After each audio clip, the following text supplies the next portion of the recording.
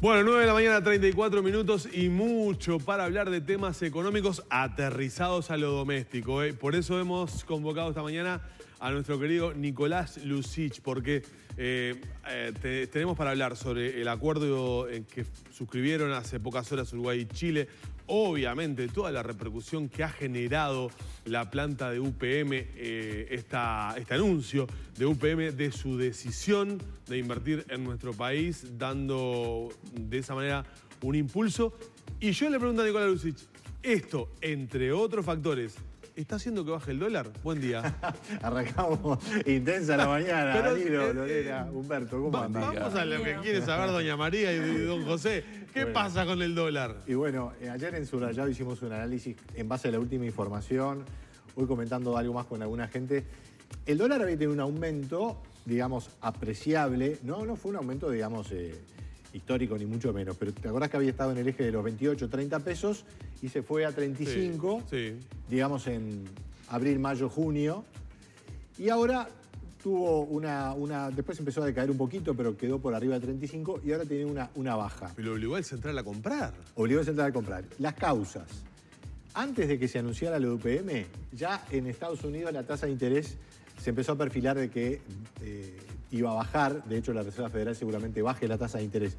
Cuando la tasa de interés en Estados Unidos, en el mundo básicamente, baja, se vuelve menos atractivo tener los dólares en títulos americanos o otros títulos más corrientes y los inversores pueden arriesgar algo más en los mercados emergentes. Entonces pueden traer algunos dólares más al Uruguay. Entran dólares, baja el dólar. Segundo factor que se habla poco, en Argentina hay una mayor estabilidad financiera comparando con lo que venía antes. Se ha logrado controlar el dólar, ha dado un poco más de tranquilidad de corto plazo, por lo menos. Pero ayer subió, ayer tuvo que intervenir nuevamente. Sí, pero dentro en de un lo escenario previsible, de más razonabilidad. Más razonabilidad. Te pongo un dato, la tasa de interés en Argentina llegó a estar en 70, incluso por arriba. Ahora la tienen en 60. Coincido contigo, no es que esto sea algo que cambie el escenario, pero hay un poco más. Está más estable Argentina. Un poco más estable. Por lo menos de corto plazo. Claro. Ahora. Y el factor UPM.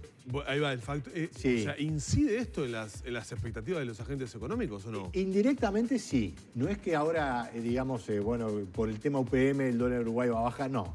Pero cuando en los mercados internacionales se ve que Uruguay toma una inversión realmente multimillonaria, hay algún fondo de inversión que dice, bueno, en realidad entonces yo puedo dejar los pesos en Uruguay o puedo deshacer alguna posición en dólares que no me está rentando y pongo un poco más de pesos. Anima, más indirectamente que directamente, pero efectivamente lo hace y el presidente del Banco Central lo dijo ayer. Ayer lo reconoció Graña en cierta medida. Entonces, digamos, ponderar estos factores, estas tres cosas de las que estoy hablando, es difícil. ¿Cuál es la más importante? Yo creo que la más importante es la tasa de interés global. Claro. Y la pregunta del millón. Sí, ¿cuánto va a estar? ¿Cuánto va a estar? Claro, por ¿Cuánto eso. vale cuánto? Escuchá, no, porque digo, si veo... ¿Cómo están? ¿Cuánto dinero maneja la gente de arriba? Si veo la trayectoria... las cuentas en dólares que tienen en afuera. Yo migro mis capitales a pesos o dólares dependiendo de los valores del mercado y lo que dice Nicolás Lucich. No, hablando en serio. Si mirás lo que ha sido el comportamiento en el primer semestre y cómo está ahora, está casi que alineado a la inflación. Exacto. Cuando estaba casi que duplicando. Así es, como vos decís, Danilo, decir, lo que ha provocado esta baja es que se acercó de vuelta a la tasa de la inflación y ahí los que elevan la voz son los exportadores, porque dicen, bueno, veníamos complicados. Sí, ya pidieron reunión. Claro, el dólar ayudó, pero ahora se pincha de vuelta y la cosa se me complica de vuelta. Bueno, por eso el Banco Central interviene, porque hay un tema muy importante. El mercado cambiario uruguayo es muy chiquito. De hecho, el lunes operó por 7 millones de dólares, que es mínimo. Lo razonable es que opere por lo menos 20, 30 millones, un poco más, un poco menos. 7 millones. Ayer operó un poco más, 33 millones. Pero cualquier movimiento de un capital mínimamente razonable te lo mueve de una manera radical. Por eso el Banco Central tiene que estar mirando para que las tendencias se suavicen. Los exportadores dicen que todavía hay un atraso cambiario. En las cuentas del Banco Central ya dicen que puede estar más parejo. Eso siempre es opinable y incide mucho el ruido de la Argentina, porque Argentina ha hecho una gran devaluación. En fin, lo que es claro, a mi juicio, es que el dólar, digamos, venía bien como venía en el primer semestre, acomodando un poco los precios relativos, abaratando al Uruguay. y ahora el dólar baja. He hablado con algún amigo que me dice, bueno, me viene bien porque tengo que pagar una cuota en dólares Los todavía. Los importadores de autos tiran cohetes, ¿no? Bueno, que venían bastante mal en el primer semestre. Pero a la larga, lo importante, y lo hemos comentado con ustedes, es que el dólar esté en su justo punto de equilibrio. ¿Cuál es? Yo creo que está más cerca del 35 de lo que está ahora. O sea, ¿no? Que el día para comprar es hoy, ¿no? Bueno, ni hablar que si vos tenés necesidad de dólares, es bueno comprar, porque el hecho de que el Banco Central ya haya salido a comprar... Es una señal. Es una señal. No quiere decir que no pueda bajar de vuelta hoy, habrá que ver qué hacen los capitales, pero... Ahí está, ¿cuál va a ser la tendencia en los próximos días? Yo creo que el hecho de que el Banco Central salga a intervenir, más allá del monto, es una señal al resto de los inversores y bueno, muchachos, por acá paramos. Entonces, diría que ese es un factor. Cuando llegó a 33.75, ahí intervino el Banco Central, lo llevó a 33.85, igual en el día bajó, pero ahí marcó un cierto piso que puede estar dando algún indicio. Para el corto plazo, para los importadores, para los que consumen, para el gobierno, es bueno que el dólar, es bueno entre comillas, que el dólar, digamos, se aplaque, porque le hace menos ruido a la inflación. Pero la verdad que yo he visto bastante madurez en las autoridades y en la discusión económica en general de Uruguay de que esto no es cuestión de... Se acuñó hace muchos años una frase en Brasil que cuando vos bajás el dólar, lo que haces es populismo monetario. Abaratás, todo el mundo consumiendo, te quedás sin empleo y después la cosa revienta. No, por ahí no va. Y Uruguay lo tiene claro. Después, ¿dónde está el punto de equilibrio? Siempre hay una discusión, pero no es cuestión de bajar el dólar para vender más autos 0 kilómetros o comprarnos más pilcha, porque tenemos que trabajar.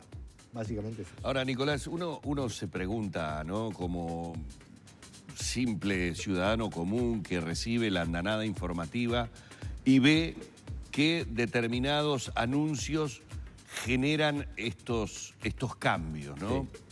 Sí. Y dice, bueno, está bien, estamos hablando de cuestiones muy importantes desde el punto de vista económico para el país. Esto mueve algo que yo no entiendo mucho por qué, pero evidentemente a nivel de los grandes inversores, esto genera tal o cual cosa.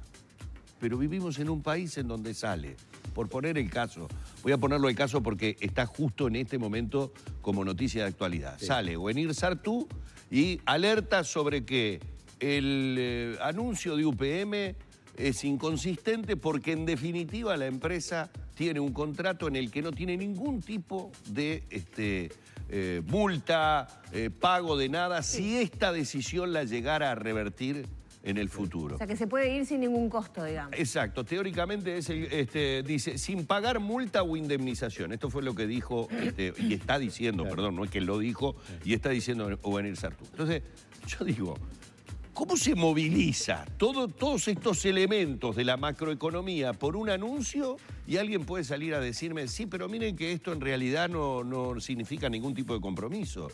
Es como, siento que hay cosas de la economía que son como cobrar al grito, ¿me entendés? En términos futboleros. Sí, el doctor Sartú ha hecho críticas muy duras y otras personas también. Yo voy a hacer el siguiente análisis. A ver. UPM no se compromete a nada, ¿verdad? Es como un poco la sensación que queda. Partamos de ese punto de vista. Digámoslo como vale. Eso es discutible, pero no se compromete a nada. Salvo a una cosa. Hacer una planta de celulosa de 3.000 millones de dólares. Una pequeña cosa. A eso sí se compromete. Ahora, es una iniciativa propia. UPM no es una ONG de beneficencia, no es una empresa que venga a colaborar con el Uruguay. UPM está en una estrategia muy contundente de apuesta al Uruguay. Se juega de palo a palo. Se compromete con sus inversores, con sus accionistas, a dejarle una renta de más de 500 millones de dólares. Sí. Ni menos. Tal cual. Para los accionistas, un retorno en base a una inversión en el Uruguay. Claro. O sea, eso es lo que está en juego. Ni más ni menos. Si te parece poco 3.000 millones de dólares, estás en todo tu derecho. Para mí no es poco. Pero no es que UPM venga a darle beneficios al Uruguay como objetivo de su estrategia. Lo que tiene es consecuencias, muchas de las cuales son sin duda positivas, y otras le exige a Uruguay compromisos que mucha gente podrá evaluar como exagerados, y eso es discutible y razonable. Pero a la luz de otros acuerdos en otros países con inversiones similares, ¿es más o menos beneficioso, digamos, para el país? ¿Uruguay negoció peor que otros? Bueno, es una excelente pregunta y es difícil contestarla. Yo te diría que Uruguay estuvo en su negociación a la altura de lo que sus circunstancias le permiten. Uruguay, acá hay un tema que es interesante ponerlo de la siguiente manera, que puede ser polémico. Siempre hemos reiterado que Uruguay, más allá de los problemas, es un país estable y tiene instituciones. Y si vas a revisar, ¿sí, es un país tan estable Uruguay? Estamos con un problema de delincuencia. Hace, ¿cuántos años salimos de una dictadura? 40. Bueno, ya es un tiempo, pero digamos, los procesos políticos no son estables de por sí. Es decir, la estabilidad no es una garantía, hay que construirla siempre. Y Uruguay tiene debilidades, tiene un problema fiscal grande. Entonces, vas a negociar con una empresa potente que además tiene mucho para invertir. ¿Hasta dónde podés ir? Por otra parte, evaluar una negociación, y ustedes lo sabrán, es como en el fútbol, ¿no? La negociación se estudia desde Harvard hasta en la tribuna del Estadio Centenario. No, pero ¿por qué hiciste eso? Te tiraste a cortar y metiste un gol en contra. Bueno, pero el que está jugando dice, bueno, sí, yo lo hice porque es lo que vi. Vos la ves de afuera. Pero realmente, ¿hasta dónde podría haber llegado el Uruguay? Y bueno, la verdad, Lorena, respondiendo a tu pregunta, no veo que pudiéramos haber hecho algo realmente muy diferente, sobre todo considerando la inversión de la que se trata, porque esta inversión realmente es muy ambiciosa. El Uruguay no tiene capacidad de hacer estas cosas. Claro. No tiene la capacidad. Hasta ahora no la tenía. ¿Cuánto hemos hablado del ferrocarril? Hay que hacer el ferrocarril. Qué horrible cómo está deteriorado el ferrocarril. Lo destruimos. Lo destruyó Sanguinetti. No, ahora el Frente Amplio no lo reconstruye. Hasta que de repente apareció UPM y decimos, hay que hacer el ferrocarril. Bueno, lo vamos a hacer. Ahora hay que hacerlo, ¿no? Una cosa es planearlo, otra cosa es anunciarlo, otra cosa es hacerlo. Ayer le planteaba a Danilo algo que se me ocurrió. A ver, puede parecer de perogrullo lo que voy a preguntar, pero vos que sos un periodista especializado en economía, realmente me podés desasnar de esto.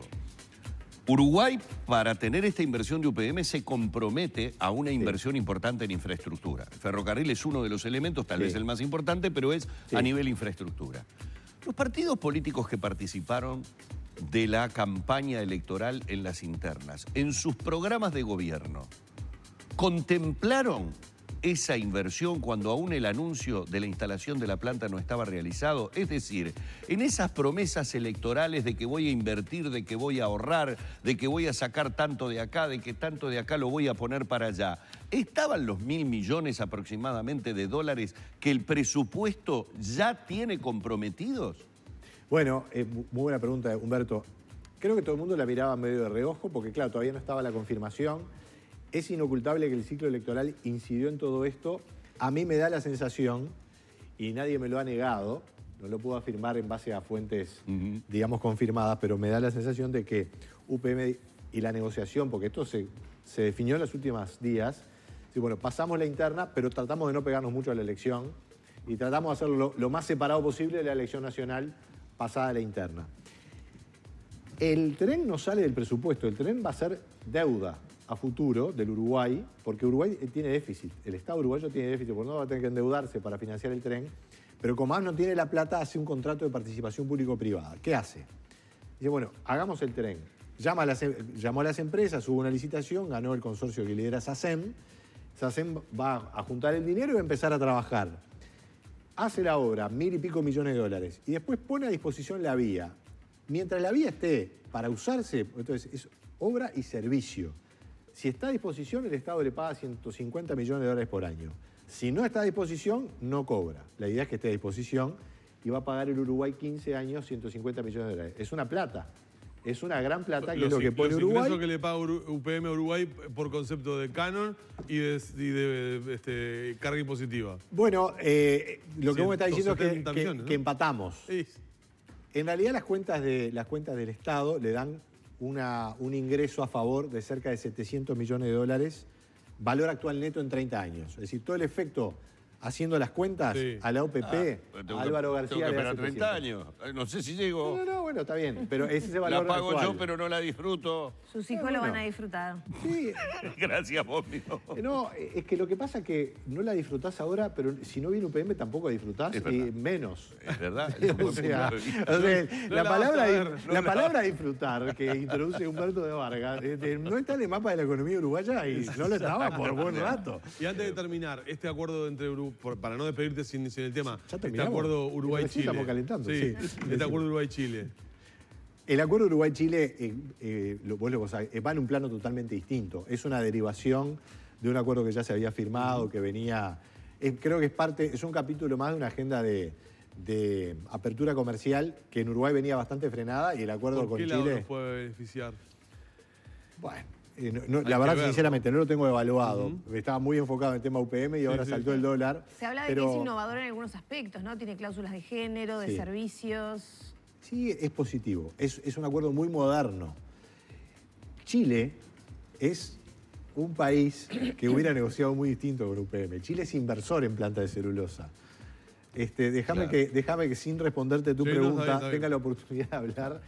Chile es un país que invierte, que hace crecer su capital, que invierte afuera, tiene sus AFAPs, invierte en el exterior, invierten en Perú, invierten en Argentina. No estoy hablando de que Chile sea un paraíso, pero está en otra categoría desde el punto de vista de la dinámica económica. Arauco, que es una de las grandes empresas chilenas, tiene la mitad de Monte de Plata.